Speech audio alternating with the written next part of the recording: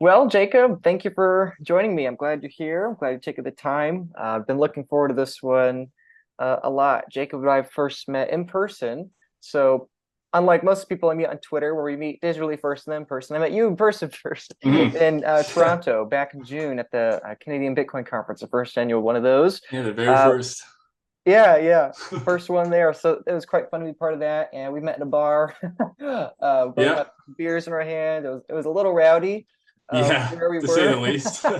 to say the least. A lot I, of th- I I think I yeah, was only there for about half an hour, so it just got too yeah, loud. Couldn't hear my own thoughts. So yeah, and then yeah, we spoke briefly the day after on the morning of your talk. So yep. We yeah. did. So anyway, I'm looking forward to this because you're a fellow young person, a fellow young Bitcoiner, and those, Mhm. to many people's surprise, are not very common in the Bitcoin space right now. So I'd love to hear about your age and that because we're just not that frequent. Yep. And then you were telling me an amazing story when we were meeting in person about how Bitcoin and you understanding Bitcoin has caused a lot of personal change in your life, Hmm. habits, disciplines.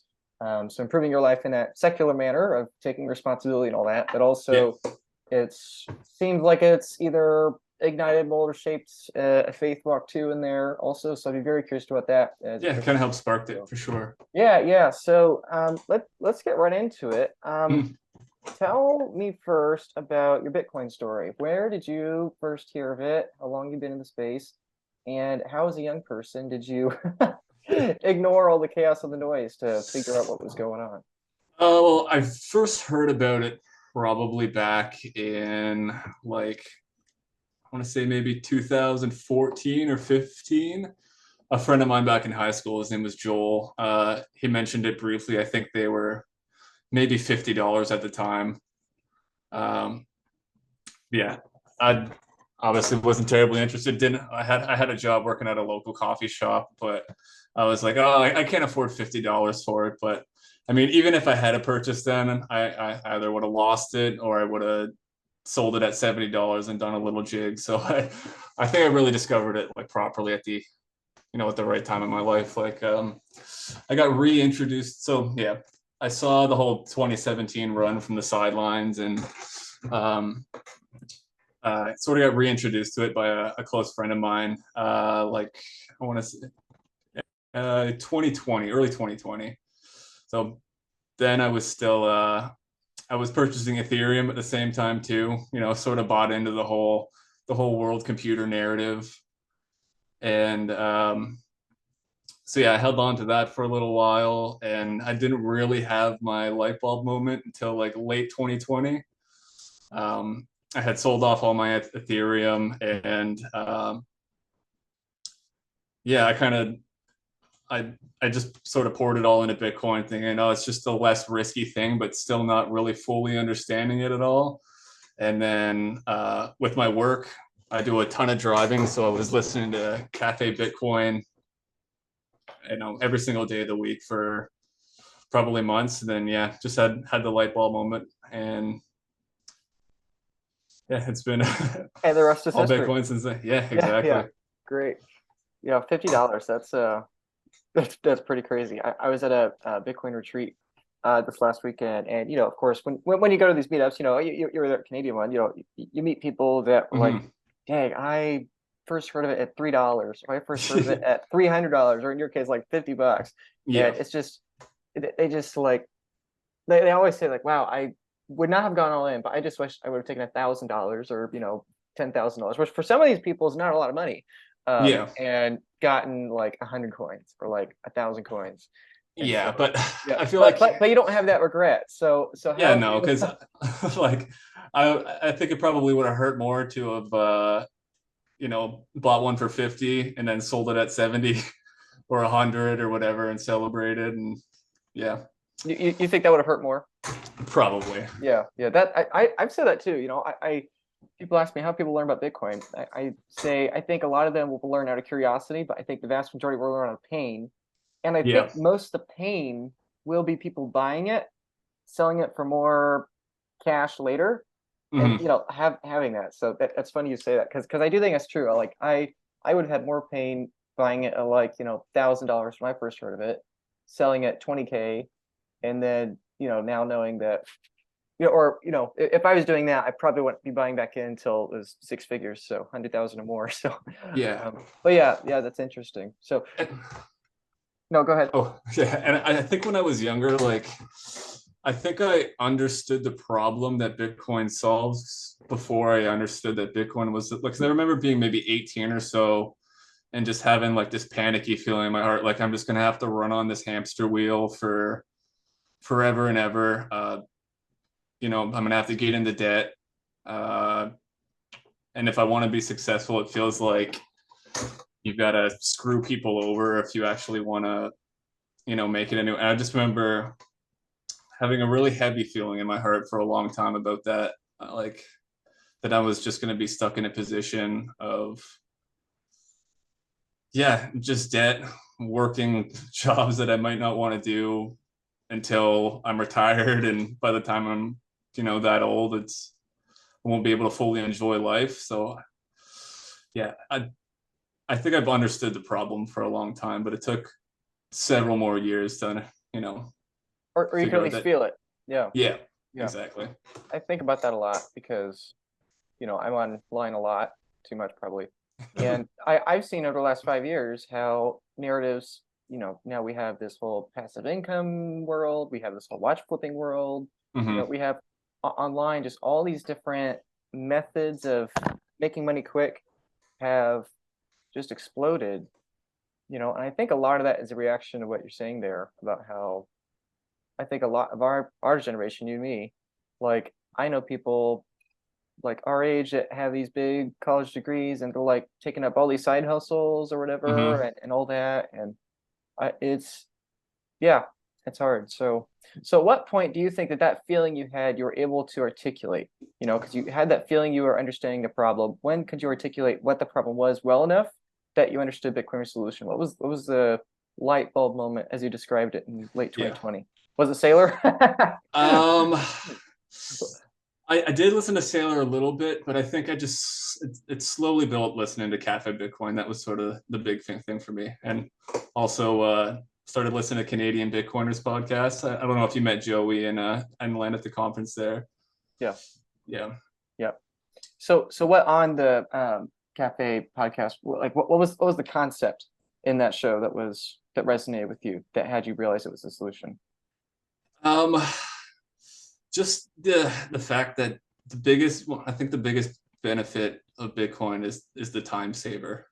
Like, if you know what I'm trying to say, like with the nature of fiat currency, you've got to keep running faster and faster. Your dollar keeps getting devalued and debased more and more. And with Bitcoin, it has, the exact opposite effect of that, where you can actually save. It has a deflationary effect with the things that you hope to purchase in the future. And, with it, hopefully you don't have to run on that hamster wheel infinitely until, you crash. Yeah. Well, that just comes down to scarcity, right? Fiat, Exactly. fiat is not scarce. Bitcoin is scarce. Time is scarce. So Bitcoin Bitcoin reflects that reality more. Bitcoin scarcity reflects the reality that our time is scarce. You know, Mm.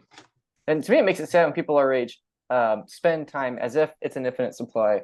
Yeah. And it's not. So um, anyway, we all finite time here on Earth, and so late 2020, you're understanding Bitcoin, all that, and so where along this timeline of your journey, these personal developments you mentioned before to me, where did those start? Were those starting about the same time, earlier, later? Could you share that story? I'd love to hear. I'd say it started a little bit later. It's been, um, I want to say it started earlier this year where I started getting, um, more curious. I was urged by a friend to sort of read through Proverbs. Um, and that just like, I don't know, it's weird going back to the Bible, like, because I was raised Christian. We went to church until I was, I don't know, fairly, I want to say maybe 12 or so. And I go back to Proverbs, and it's like it feels like it's reading an entirely different book. Like, I just, So you did read it when you were younger. yeah. I Yeah, mean, yeah, I don't remember a ton from it then. yeah.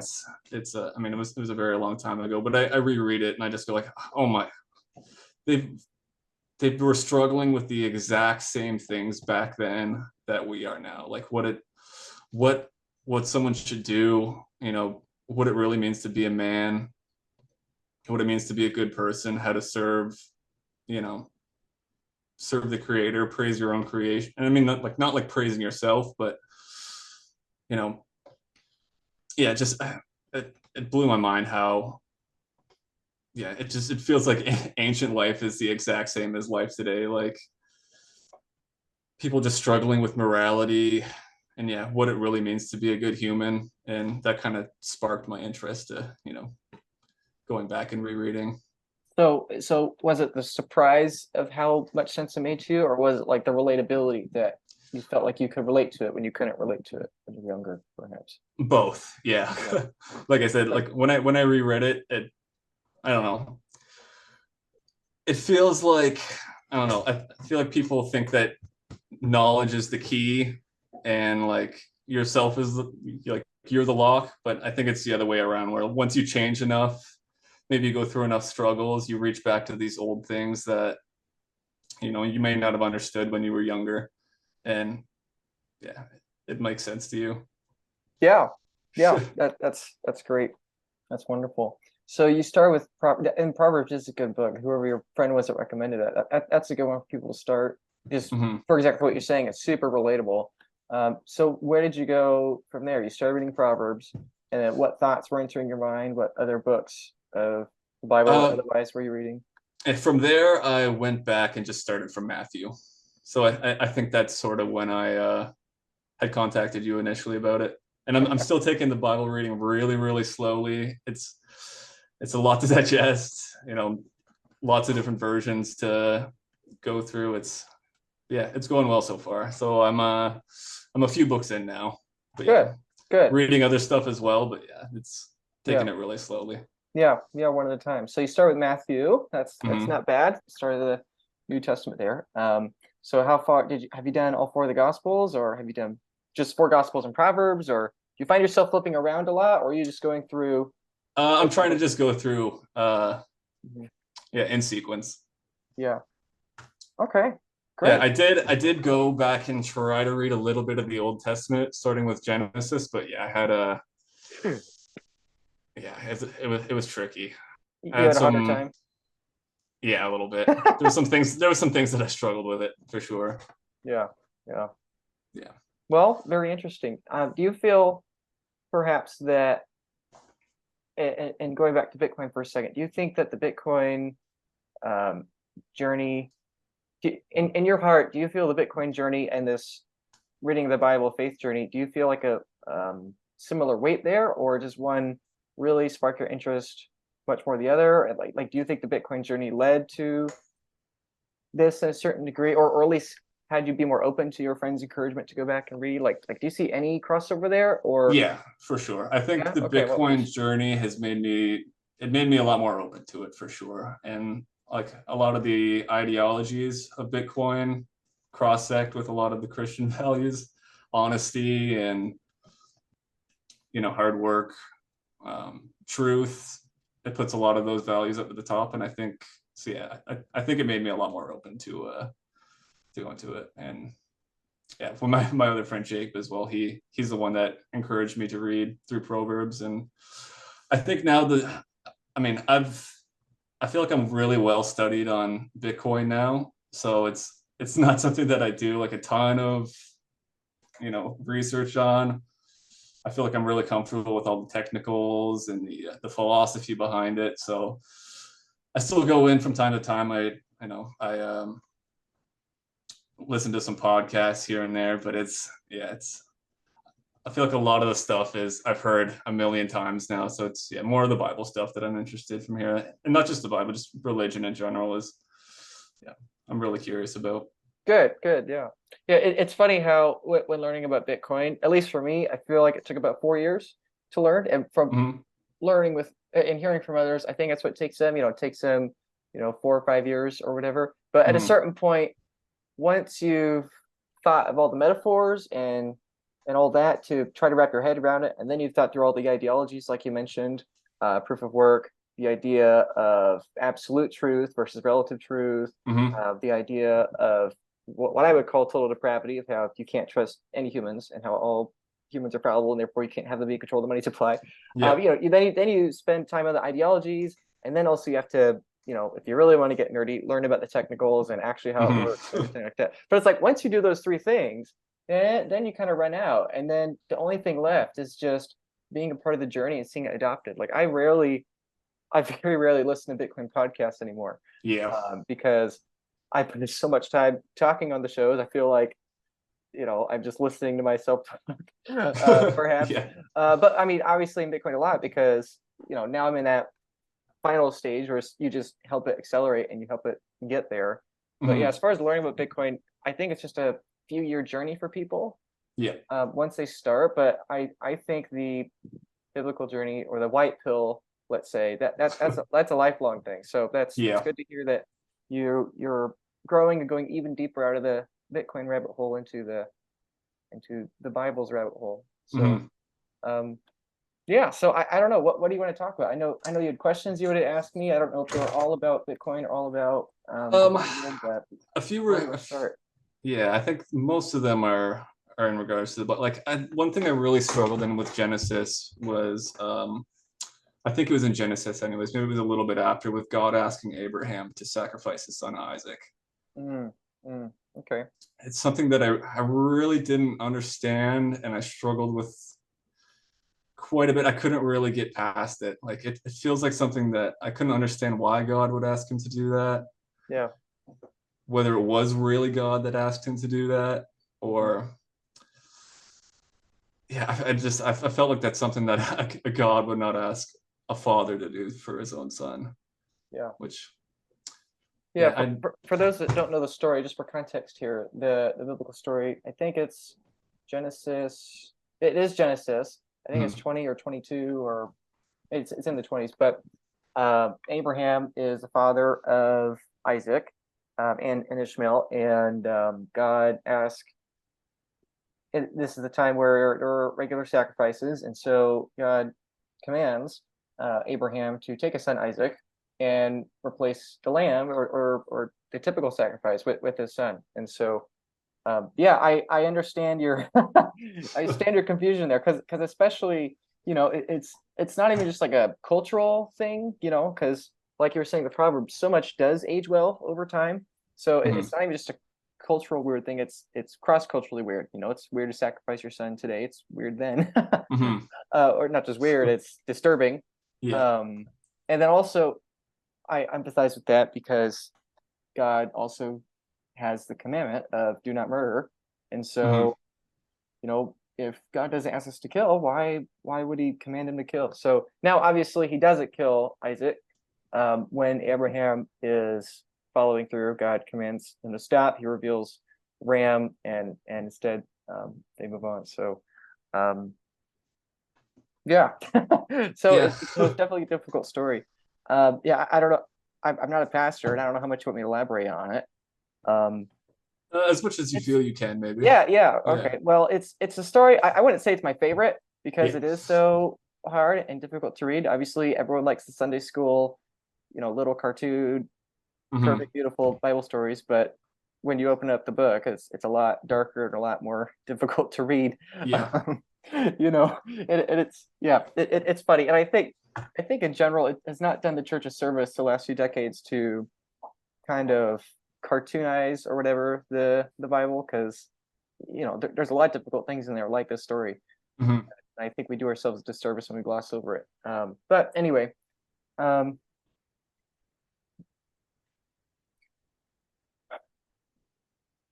I think first we have to consider who Abraham and Isaac were. I mean, as you probably know, Abraham is the father of faith.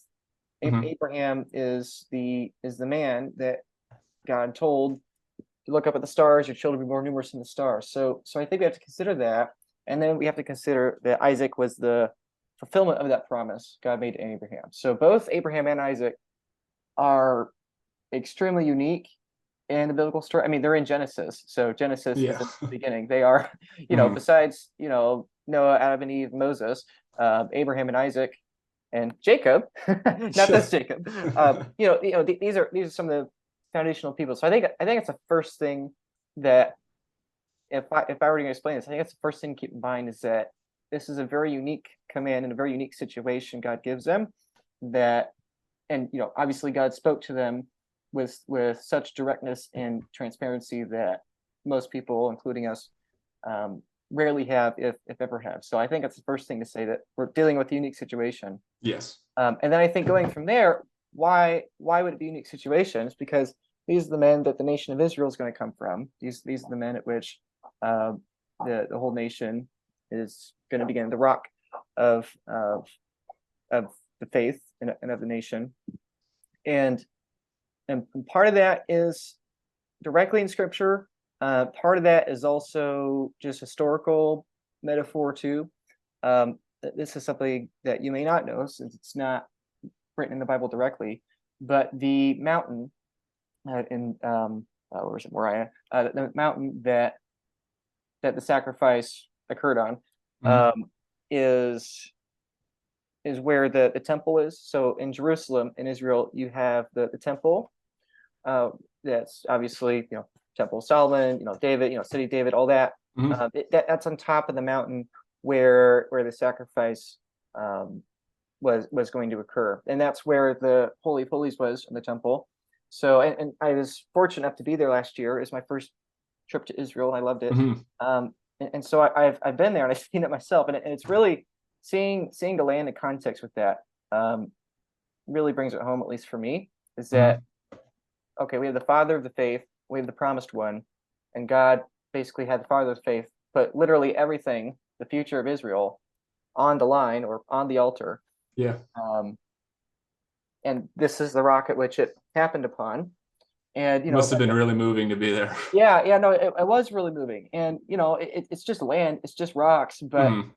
seeing how it's basically like taking a historical, just like any historical document and actually going there, it adds so much context. And in the biblical case, it's so much more than any other historical place I've been. I've been fortunate to travel some of those. So, but so you have the rock at which the sacrifice is going to occur, atop of which was the Holy of Holies, where the Ten Commandments sat, inside the temple. Mhm. So the place of the sacrifice is the foundation for where Moses's tablets, the little tablets sat Yep. upon. And then, a few dozen yards away, on the outer edge of the temple, that's where Jesus taught that. So, when people refer to Jesus flipping over the money changers table, when people refer to Jesus preaching, from the temple and everything of that sort, that is just a few hundred feet away from where this rock is. And then also you have where he was crucified a little farther away. Now, some of those we don't know for sure. We don't know for sure where he was crucified.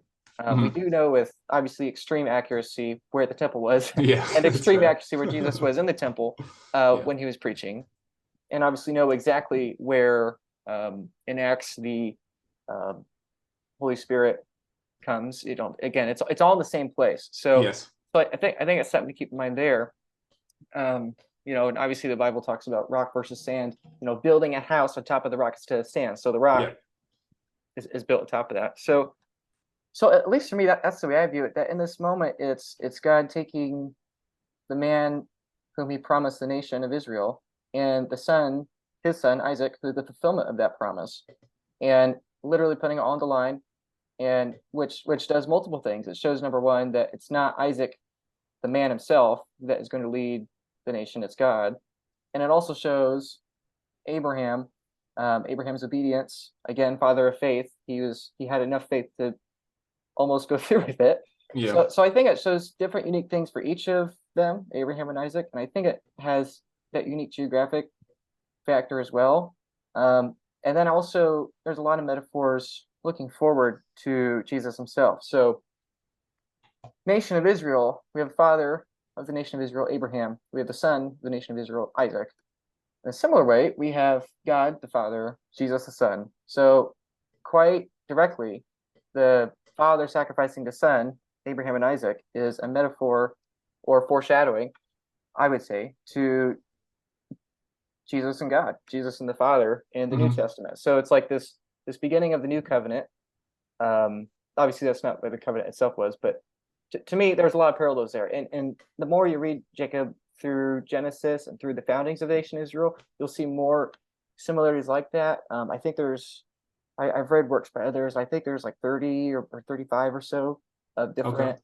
different stories that have those parallels. And this is things Jesus said too. Like in John, I think it is, Jesus talks about the ram, or how Abraham saw the future or whatever, whether that's, you want to take that literally, metaphorically, it's up to you. But Mm. how the ram being revealed that then replaces Isaac as a sacrifice is a, again, foreshadowing Yeah. to Jesus being the Lamb of God. So it's, instead Hmm. of this imperfect man, Isaac being Yeah. sacrificed to the perfect one. So yeah, I think there's a lot of metaphors there. I think one other thing to say that's important to understand. I know we're getting really theological, but Yeah. just from a historical context too, to help people understand, one of the reasons why the Muslims and, well, again, the temple in Jerusalem, one of the reasons why the Muslims and the Christians and the Jews all view that very specific location, literally, again, we're just talking about a couple hundred yards, as this holiest of holy site. Well, not in Islam, but in Judaism and Christians, we don't care so much about the land. Well, the way I've heard it is that the Jews care about the building, the Muslims care about the land, and the Christians care about neither of those. Yeah, that's obviously depending on the person, and I'm sure there would be disagreement there. But that's the way I've heard about it. That the Jews care about the temple the most, the building that was then Yep. torn down, what's left, the Western Wall. The Muslims care most about the land, and then the Christians just go and explore because we're tourists, like me, want to learn. But anyway, the reason that place is so controversial is, again, Abraham's son is Isaac, and Isaac's son is Ishmael. And so, comparing the Jewish / Christian uh, holy book, um, is Isaac is the sacrifice, and according to the Muslim is Ishmael. And so it's the same rock, but both religions view that with that lens because both of them have their own respective sons. So Ishmael, according to Bible tradition, Ishmael is the one that led rise to the Muslims, or at least historically speaking, Hmm. and Isaac, the nation of Israel. So I know I just said um, a lot there. I don't know. I'd be curious to hear your thoughts. It's still very difficult in some ways, but that is my that is my view when it comes to the event. That this was a very specific instance where God was using both the land and Abraham and Isaac to reveal a lot about the future of the temple Hmm. and the future of the prophecy of Jesus and everything beyond there. And so I think for me, when I view it that way, that really helps because then it's not just this random sequence of events. It seems like God's doing something random. Then to me, Yeah. it has a lot more context. So I don't know. I'd love to hear your thoughts. So Yeah. That is something I struggle because I mean I understood why Jesus needed to be sacrificed because it was a perfect sacrifice, but it was yeah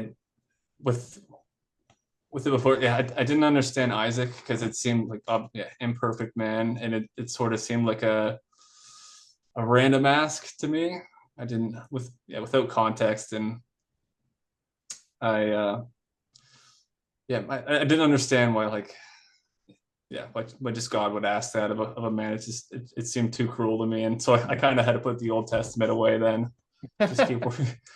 So yeah, from then I've just sort of been working through the New Testament stuff. But yeah, I think that makes a lot more sense. Sort of the prophesizing future events and you know foreshadowing what would happen with the land in the future. That adds a lot more context for me for sure. okay, good. Yeah, and there's a lot of articles and pastors have talked about this too. So obviously, listen to those. But I think people struggle with the Old Testament because not Mm-hmm. only are we dealing with God that's very different than us, but we're also dealing with cultures that are very different Mm-hmm. than us. In some ways similar, like you said, the Proverbs, but in many ways they're vastly different. So it's strange to think people in that era of Abraham and Isaac would sacrifice their kids. So it's Mm-hmm. like it's not even something that's that abnormal for the time. That's just what was done. Obviously, God never commanded others to sacrifice their children. It was just that Mhm. it was just again Abraham and his son. So funny from their perspective, looking forward, in the past, they probably thought it was weird that the Hebrew God didn't command anyone to sacrifice their sons when other religions or other worldviews did sacrifice children for, rain, Mhm. crop, Yeah, the whatever. pagans. Yeah, the pagans. So it's funny that, to them, they're like, God, why aren't you sacrificing more humans? And from us perspective, it's like, why would you command Abraham to sacrifice Isaac at all, even if then you command him not to go through with it, Mhm. So Yeah. anyway, I just want to make sure that I thank my sponsors that make my content and these very videos actually possible. They help me be able to make higher quality and more abundant content. So I want to thank my sponsor for this video, or one of my sponsors, and that is Thank God for Bitcoin. The organization run by Christians is a Christian organization promoting Bitcoin, Bitcoin adoption, and hosting lots of events and books and other written work about how Bitcoin fits within the Christian worldview, bringing Christians to Bitcoin, and likewise bringing Bitcoin to Christians. So the event specifically today that they wanted me to tell you about was the event leading up to the Pacific Bitcoin Conference upcoming this October in 2023. Thank God for Bitcoin has an event the day before on October 4th. For only $44, you could spend the day hanging out with a lot of Bitcoiners who also happen to be Christians, or you could say Christians that happen to be Bitcoiners. Some OGs, including Jimmy Song. We're going to have a conversation with him. You'll be able to meet him, hear him speak, ask him questions. I'll be there, as well as many other Christians that happen to be Bitcoiners. You'll be able to hang out with all of us. There'll be refreshments, there'll be networking, fellowship. You can grab lunch or dinner with all of us. So for just $44, that could be something that would be really, hopefully, insightful. Maybe you have a new perspective when it comes to theology, philosophy, Bitcoin, humanitarian efforts. A lot of Bitcoiners there will be missionaries and people that are focused on bringing Bitcoin to the developing world. So if you want to meet some really cool people, you want to meet some prominent Bitcoiners, you want to hang out with all of us, have a good time, you should get to Pacific Bitcoin in LA this October, a day early, so that you can join us at the Thank God for Bitcoin's event. You can find all the information on their website. Again, that's $44 a person. It's on October 4th, and you can find all the event details and venue information on there once you buy your ticket. I really hope that you're enjoying all the work I'm putting into this content. I do my absolute best to put out as much free Bitcoin-only content as I possibly can. Content about Bitcoin, Bitcoin as a monetary singularity, Bitcoin technically, Bitcoin abstractly. Hopefully not just providing more content, but different contextualizations and different ways of thinking, like changing mindsets from political currency mindsets or the ancient mindset into what we believe is the modern mindset or the new information digital age mindset. And while I really enjoy doing that, the reality is that, number one, that doesn't pay the bills, and number two, my time is finite. My time is finite, and there are lots of people that have been seeking me out, trying to find a way to be able to talk to me. Maybe some of them have questions, some of them have Bitcoin businesses that they're just starting out and they want to have either an advisor or a partner or just someone to throw ideas off of. Perhaps they have different asset classes, they're debating what they should do, who should they talk to take the next step, whether that's self-custody or collaborative custody, whatever it may be. Wherever you are in your Bitcoin journey, wherever you are in your investment journey, wherever you are in retraining your brain to think from this new context, my time might be valuable to you. And if it is, I would encourage you to consider signing up for my consulting and coaching group. There are no market advantages in talking to me. I have no market insight. This is not a financial advisory role. This is not a get-rich-quick role. You are doing nothing but buying an hour of my time a month. We can have a phone call or a Zoom call or whatever you want, and we can just talk about whatever you want. Well, the reality is that some of them also have told me point blank that, Luke, I just wanted to grab a slot of time with you because I know in the future time is going to be even more valuable, and they're probably correct. The demand for my time will probably go up exponentially as Bitcoin value goes up exponentially. So if that's something that you'd be willing to consider, I think it could bring value to you. You could sign up for 1 month. You could stay for as many months as you want, but do be warned that price will probably go up over time. So if you want to check that out, that link is in the description for my coaching and consulting. I hope that it brings value to you, and even if not, even if that's not the right avenue for you right now, no problem. There's still lots of free content that I'll be putting out there, including this video. So let's get back to the content. I think I wanted to talk about just the topic of prayer. I'm curious on, how you pray, how often you pray, what sort of things you pray for. What has it been like lately for you? I know you said you've been going through some struggles as of late, Oh good and bad. yeah. Well, I don't know if struggles are Well, good. they're bad. I guess I can't be good. No, I've Often had, in hindsight they are, but yeah. In hindsight, that's the problem. Time preference, right? yeah. Yeah, yes, good and bad things. Yeah, prayer. I think for me, I approach prayer in the incorrect way for a long time, and I think most people do. I think people view prayer kind of like how they view writing a letter to Santa Claus. It's like, hey God, if I do these good things, can Can I you? have this? Yeah, exactly. And Yeah. that's just not the right way to do it. That's not what prayer is about. Prayer is not about, hey God, I'll do these good things, and it's not an exchange. It's not. It's not a bargain. Yeah, no, yeah, exactly. It's not a bargain. Like, Mhm. if you're, dear God, if I don't do this, if I don't do Yeah. this ever again, will you give me what I want? Mhm. When what we should want in of itself is God and His presence of God Yeah. and the truth. And so prayer is meditating, reflecting on the truth and what God wants for us. And I think that's the other thing. I used to pray. I know a lot of people that have this inner conflict of I don't know what God wants to do with my life. I don't know what God wants to do with me, or this, that, the other. And Mhm. and for me, I had to realize that God does tell us what He wants us to do. It's in the Bible. He wants us. What He wants, like for me in my life, I used to worry, what does God want me to do? And that usually I would associate with my career. But it, fiat minded. I think a lot of this current generation has that association with career and identity. Obviously, Mhm. that's a human heart condition, but also I think it's incentivized, let's say, Yeah. by fiat world. And so I think a lot of people uniquely struggle with that, where I don't know what to do with my life, God, aka my career.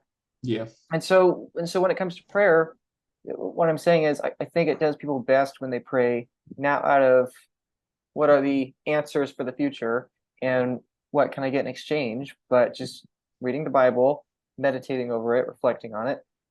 For me, I try to do like 3 walks a day. Like I walk when I first get up, and then I take an afternoon walk when it's typically the prettiest out, Mhm. and then I do one in the evening, typically at sunset because I always love sunsets.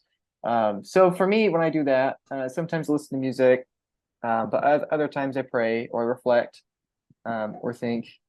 And so for me, what prayer looks like is either reflecting on Bible passages I've read recently or asking God for, let's say, not practical things, like praying for wisdom, praying for God to reveal things to me, for insight, whatever, Mhm. For God's will to be done, that kind of thing. Um, I don't really have a specific formula for what I say because I don't think a relationship should be formulaic, but Mhm. yeah, for me that's what that looks like, and I think I think God designed prayer to help us retrain in the same way that an addiction or a in the same way that a brain is wired a certain way in one environment or another environment or one addiction or the lack of the addiction. I think in the same way God retrains the soul or trains the spirit, sanctifies spirit through that, practice basically. In the same way a musician changes their musculature when they play, or us Yeah. Bitcoiners change our brain and change our language when we talk about Bitcoin. Mhm. It's the same thing. People ask me, how do you get so good at talking about Bitcoin? It's like, because I've done it for so long, both in here and audibly. And like for me, prayer is the same thing. So I do frequently, and I do it because I genuinely enjoy it. I Yeah. don't, I don't go on 3 walks a day. I don't pray every morning. I don't pray evening. I'm not gonna pretend like I do. Yeah. um, but it's whenever I have that urge, it, it's just my go-to place. It's a place of rest, not a place of bargaining. So Mhm. that's how I would put it. I don't know if you had experience with that or Yeah. For me, kind of. most of my prayer, like when I first started reading back to the New Testament and started praying, and most of them were sort of just expressions of gratitude towards God, being thankful for, you know, my life, the great people that are around me. It it was it sort of forced myself to just, think about all the good things that I have going on, and recently, like it hasn't been me asking for things like that, the sort of childish Santa Claus bargaining that you were talking about. Yeah, But I'm not implying you are. I'm just saying, yeah, I know. not even in a childish way. Like I'm saying, I'll do that, and I don't even realize it. Like I used to do it a lot, and I don't Mhm. now as much. Yeah. But it's not I'll be like, goodness, I was just like, and I think again that's part of what prayer does. It's like it forces you to realize, oh wait, I'm praying this way, and that Mhm. prayer is a manifestation of my attitude all day. It's like, oh wow, and so God will reveal to me. It's like, oh wow, I've had this burden on me all day or all week. Mhm. So anyway, sorry. I'm guilty of it too, but I think that's part of the design of it. So Mhm. go ahead. Sorry. And what was it saying? Also, lately I've been praying just to sort of, feel God's presence. Uh, Praying for wisdom, and because I don't know, I know I can be one wise, and I can be an idiot, I can be stupid. I and yeah, just yeah, mostly gratitude, asking to feel in God's presence, asking. I mean, I do a job where I'm driving, uh, 8 to 12 hours a day, sometimes 18. So I'm asking for safety for myself and all the other drivers on the road. Um, and yeah, and I'm curious to hear what your thoughts. Like, do you think silent meditation? Do you think that's a form of prayer? Yeah. I think it can be. I mean, I, I think If, I think the difference is I think meditation with the mindset of, let's say, New Age. I don't know how else to put it, where it's Mhm. like you access an inner divine and new level. That's not what I mean by meditation. I mean meditation is in like musing and reflecting on Yep. something, whether it's something of the natural world, something of a Bible passage, something of your own life experiences, something of whatever. Yeah. Um, yeah, I think it's a form of prayer. Because yeah, I don't know. Do you feel that sometimes language is insufficient Yes, with connecting? Like, yeah. I it's. think words are an amazing tool. Words are Mhm. great, but yeah, words But often I feel like sometimes, I know with some words there's double meaning, double speak. It can be a tricky thing sometimes, but yeah, and it's. well, God says that in the Bible that He knows what you're going to say before you say it, and He, you know, He knows your intention. yeah. Well, that's the verse like don't babble on in prayer, and that's what it means. That it's like don't do this formality. I don't need your formalities. I don't need like that's what makes God and Jesus different than other religions. Is that it's not like Mhm. this workspace thing of like having certain recite and this and that and the other. He says don't babble in prayer. It's like I know what you're going to say. I know what you need. I know what you're going to ask for, and you know yeah, He'll give you the desires of your heart if Okay. your heart is desiring the kingdom above all things. So Mhm. it's the irony. Yeah. Yeah, because I mean, I do pray with language, and I mean, I do silent meditation. I feel like meditation has helped because I feel like sometimes when I pray, my mind will just trail off into different things when I'm when I'm praying with language. So I feel like silent meditation kind of focus because a lot of the times I'll start praying and then I just get inundated with all manner of thoughts, and Well, and prayer that's sort of loses focus at times. But I feel like that takes practice, and if God knows what you're going to say before you say it, then yeah, it's yeah. yeah, yeah. But that's okay. That reveals something too. Hmm. Everything that goes well or wrong in prayer or anything in life, it is revealing something. You Hmm. know, like we are joking earlier, good struggles versus bad struggles. It's like Hmm. it's all relative. It's all relative on whose frame of reference you're looking from. If it's from my frame of reference, then okay, this is bad, and I'm going to be angry about it. But if I'm Hmm. doing it from God's frame of reference, it's like I don't have kids. You don't have the family. You don't have. It's just you, right? No kids, Yeah. no. Okay. Yeah. I didn't think so. But yeah. So I don't have kids, but I hear from parents all the time that it's like for them having kids was such a spiritual thing for them in their faith Hmm. life too. Like in the same way we talk and joke about how Bitcoin or better habits or people going to the gym or people, whatever, in the same way, I hear that people and their kids, that the process of having a child and raising a child helps them understand that in many ways, because it helps them understand, oh wow, you know, Mhm. I'm training this child and the child doesn't like most of my training, and yet, so if we are as God said, if we are the kids here, and we don't want what's best for us, frame of reference. That's all I'm saying. So Yeah. yeah. So I'm assuming that you eventually want to have a family of your own someday. Oh yeah, yeah, definitely. Yeah, yeah. Well, Yeah. I think, um, yeah, yeah. That's one of the things that when I talk about Bitcoin Christians, um, that's one of the things that resonates with them, because God in Genesis says, "Be fruitful, multiply," Mhm. and that's not a mandate for every person to get married, but it's saying it's part of the design. Obviously, we Yeah. have men and women. Obviously, they're different, despite what some people would say. Mhm. But we're designed to do that, and it's not just a matter of reproduction or sexual or like filling there. It's so much more than that. Again, it's like having. I'd love to hear your thoughts on this too, but it makes me sad. Like with our peers, I know very few people.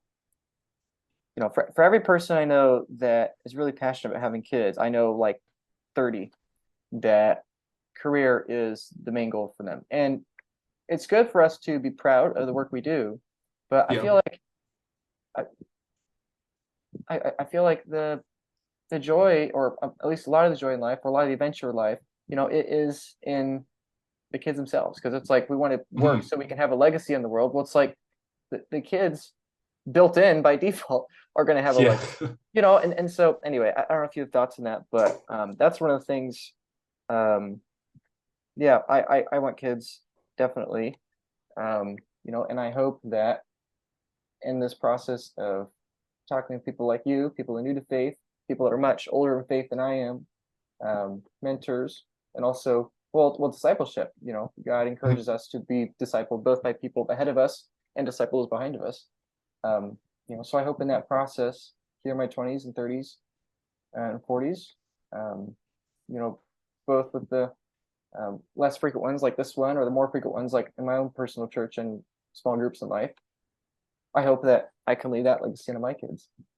So anyway, yeah. What about you? Do you have that urge, or has that urge changed at all? Like, and if so, was it Bitcoin or your faith walk that did it? Because I hear people, I've seen it firsthand. People that are atheists or not Christians, will say, once I found Bitcoin, now I want kids, or now I'm willing to get married, or now I'm Mhm. willing to have a family, or now my girlfriend and I, we've been living together, 8 years, or now we want to get married.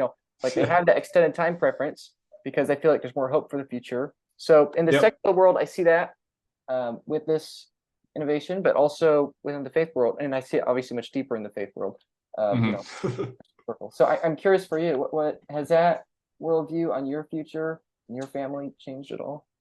Yeah, for sure. I mean, Bitcoin has definitely sort of, I don't know, extended my time horizons, I guess. I don't know if that's the right Yeah, word for it, yeah, but sure. like I feel like because of it, there's more of a future, or a better future, that you know that I would be able to raise kids in. If I think without it, I would really struggle if fiat was the only option, and everything's bound to just get worse forever and ever. Time preference keeps getting pushed shorter. I I think I would really struggle with it. But now with me seeing more of a future for myself, I definitely definitely want kids and have a strong family now. The prospect that really excites me. It's got to be with the right person. Obviously, I want to get married, but At least God makes it pretty clear to eliminate half the population. So, yeah, and then yeah, yeah, but yeah, having the prospect of having a family, I think it just makes life. I think it's besides serving creation. I think having a family and raising strong children is the highest good that you can really aim for. So it's yeah, I'm really excited for the future of it. Like, good, good. Yeah, that's good to hear. Yeah, I would want a family either way, like from Mhm. a spiritual sense, even if Bitcoin didn't exist and we were in this horrible, desolate world, like, or apocalyptic, let's say, like Mhm. God mandates, if you're getting married, the expectation is you have kids because that's the natural result. Yeah. Like I don't want kids either way, but it's so exciting to me that Mhm. this thing could have a better future for my kids. Now, obviously, I do worry too, and I'd love to hear your thoughts on this. I worry about like, okay, I worry, I worry, what if we're wrong about Bitcoin and it Yeah. fails, and we have uh, war, chaos, inefficiency in the future. Obviously, that's going to be a less prosperous future for the children, which is Mhm. a concern. But I also worry oftentimes, what if we're right and we have this hyper abundant future of hyper prosperity? I mean, to me, that's still a worry. Obviously, it's a different kind of worry. It's more of a worry for my children's heart, which I suppose should be the worry either way. Yeah. But if we're here in America, or I'm in America, we're both in the West, let's say, Yeah. and I've met a lot of wealthy people, and I've met a lot of poor people, and I met a lot of people that will make the poor people look rich. Yeah. And happiness is not correlated with the wealth, and faith in God is not correlated with that. I've met very rich people, very poor people. They're both, on all sides of the spectrum. And so, but generally speaking, the people in the Western countries are much less happy than those without all of our luxuries, without all of our assets and things to do, manage and think about, and comfort. Mhm. And Jesus said that, about rich man, with the needle and the camel and everything. And so I I don't know. I wonder about that. Like, if we're right about Bitcoin, are we going to have this hyper abundant world where things become so luxurious and everything becomes so cheap that, you know, I think with giving the kids more energy to wield and steward and use, it will further reveal the desires of their hearts. So Mhm. I think about that a lot. I wonder if you think about that. Do you think about it? Yeah, I think it mostly just depends on how your children are. Like Yeah. if you teach them properly that material possession, it means nothing. Like if you raise them to have strong family values and teach them that other people is really what makes life worth living, then I don't think that's a worry that I really have. Good. Good. Yeah, Yeah. Well, that's and good. I don't really see how. Yeah, I struggle to see how hyperabundance could be. I mean, if everyone's got it and everyone's more focused on the family, then I think that's a really really good future, Yeah. family and community, and yeah, I think if your children have the right values and you teach them that, then I don't think the hyperabundance becomes an issue. Yeah. I hope you're right. I hope that Bitcoin dominating the world's money, it becomes this way to incentivize economically incentivize people Mhm. to have families and everything of that sort. And I think that's a good thing, both from the Christian perspective and the secular perspective. Mhm. So anyway, yeah, that's really cool. So what? Obviously, we're recording this. What word do you have for the people who are watching? I know that this is kind of discussion most people will have clicked away from by now, but if people are Yeah. still watching by the time of this discussion, probably they're either already a Christian or um, or they have some thoughts and feelings that they maybe are trying to mull over and reflect. So I don't know what word would you have for people out there that are trying to figure it out? Because it's easy for me, the hyper religious nut, as I'm often called on Twitter, to talk about that. But you're much newer than I am, and you speak a language of Bitcoiners Yeah. out there. But when I try to explain to people that are like, Luke, why are you into Bitcoin? It's like, we send Christian missionaries to foreign nations to try to speak the local languages of an island nation. Uh, Mhm. I feel like in a certain way, Bitcoiners have their own language, and there are people too, and we're all outsiders, misfits, and weirdos, um, in the economic world. And so I think in many ways, um, anyway, you and I both speak that Bitcoiner language. I'd be curious, if you just what what perspective do you have there, perhaps? Perspective in regards to Bitcoin or in regards to faith?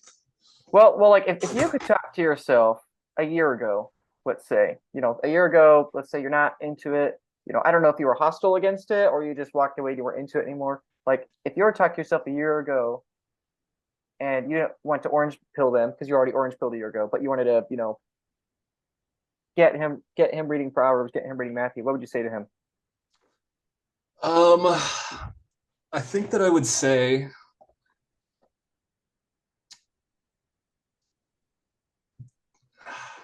this is a hard, tough question.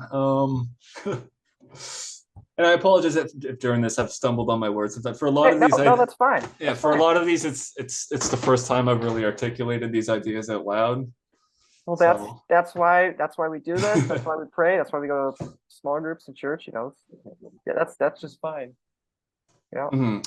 I think I would tell myself that, um,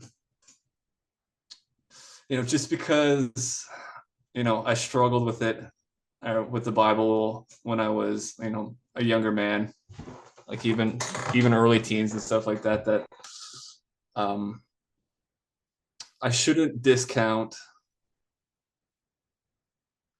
There's incredible wisdom inside, and that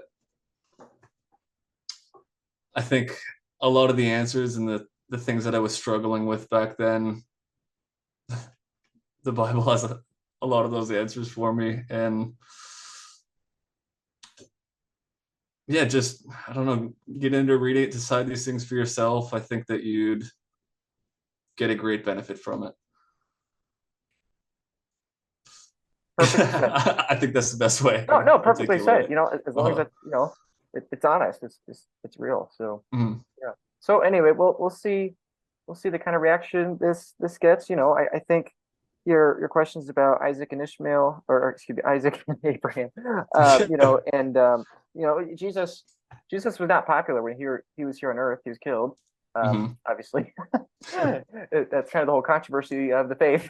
Um, but Jesus talked with parables, and I think God uses symbolism. He uses the natural world, and he uses that, Mhm. and he's given us this book that is kind of like this deciphering code, or this deciphering book for helping us understand that. And so Mhm. I think Do you think that, I don't know, do you think that suffering in some contexts is necessary to understand the parables that Jesus mm, spoke in? Like, do you think, because I know the concept of initiation in our culture has sort of been lost. So do you think that for a lot of people that it takes pain to sort of go back to these old texts and yeah, reread them with a new perspective and yeah, to fully understand them? yeah, I think so. I mean, Bitcoin, I think most people learned about it through pain.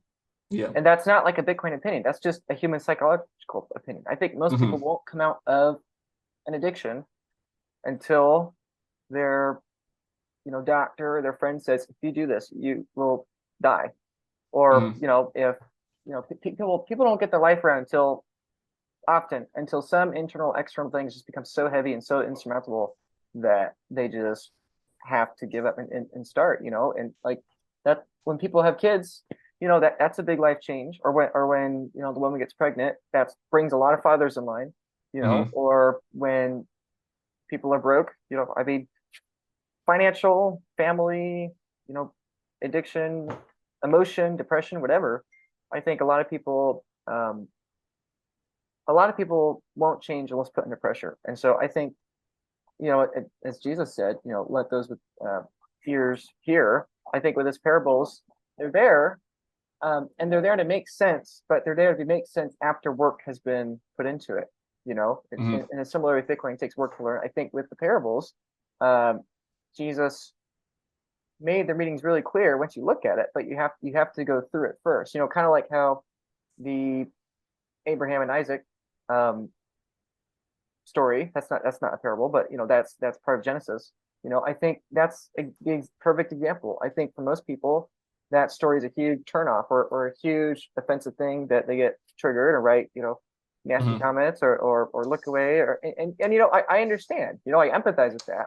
But at the same time, I believe God has done that and the hundreds of other things in the Bible, Hmm. and put it there very clearly and very specifically to have that reveal. The things I mentioned, it's so much more if we didn't get into, but anyway, yeah, I do think there's a bit of pain and a bit of work that has to be put into it.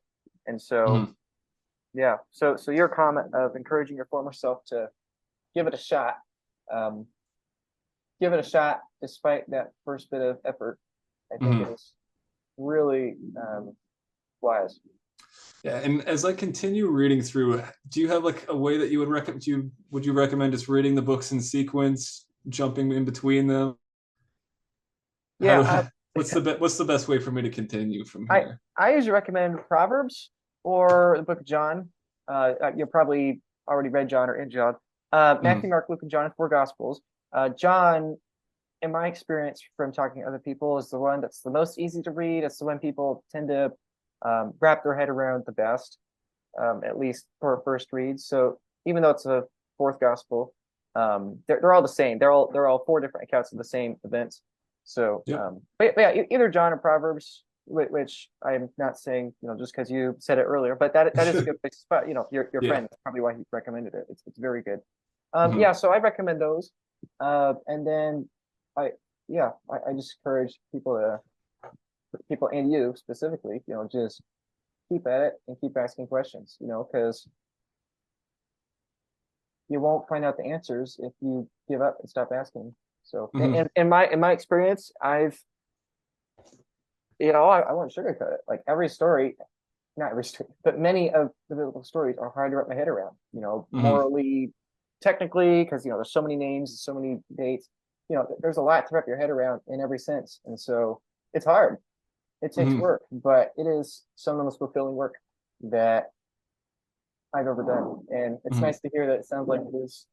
It is for you. So I've got Yeah, a and little stepping I hope stone you here. can continue to be a I hope you can continue to be a resource that I can sort of bounce these ideas off of, and because there's just not, I mean, my one friend obviously that encouraged me to read Proverbs. I can go to him when I have questions about it, but I don't know. It's nice to have multiple people that you can bounce ideas off of, and Yeah, sort yeah. of figure these Well, things out thank you. together.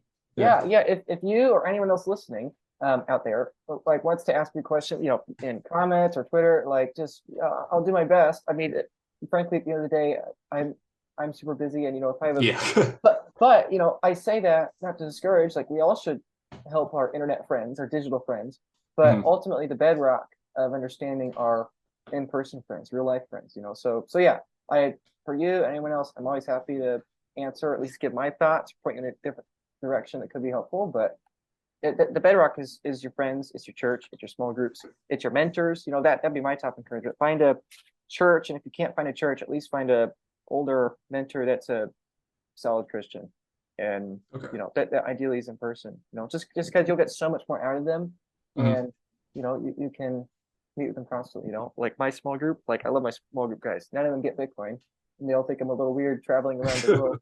You know, um, but they keep you in check, and that was part of the nature. They keep you in check in all forms. Mhm. Um, and so you don't have to agree with your small group and everything. It's just that's how Jesus outlined in the New Testament how we're to grow is through Mhm. prayer, fellowship, discipleship, and less so Zoom church and Zoom friends. Not that Zoom Yeah. church is bad or Zoom friends are bad, but Mhm. yeah. Anyway, well, Jacob, thank you so much for your time. I hope that for the people that are still listening, that are either, somewhere on this journey, maybe, Mhm. that it's been insightful. I know this is a different kind of show than normal, but I am grateful for Bitcoin, and I'm grateful that it seems to be leading this world in a positive direction for this era, and I'm grateful for God infinitely more. Mhm. Bitcoin's just a tool, and I say that all the time. But it needs to be emphasized. And so people like you, Jacob, give me a lot of hope. Literally yesterday, I got another message from someone, a Bitcoiner, that is coming to Jesus for the first time. And like the day before, I was at this Bitcoin retreat and had some really deep conversations, both with Christians and atheists, by a bonfire. Mhm. Some of them smoking weed when I've never smoked weed in my life, and so it's like, but it's all great. I Mhm. I I love it. It's really fulfilling to feel like we're a part of a technological mission for the next 100 years, or whatever, and that we get to share these infinitely more enjoyable conversations with each other. So, Jacob, Yeah. really appreciate it. Thank you. Thanks for having me, Luke, and thanks for your patience. No Appreciate it. patience. What are you talking about? I struggle to articulate things sometimes. Hey, So it's okay. It's okay. Good things take effort, Mhm. including understanding scripture and being able to articulate. So thank you, Jacob.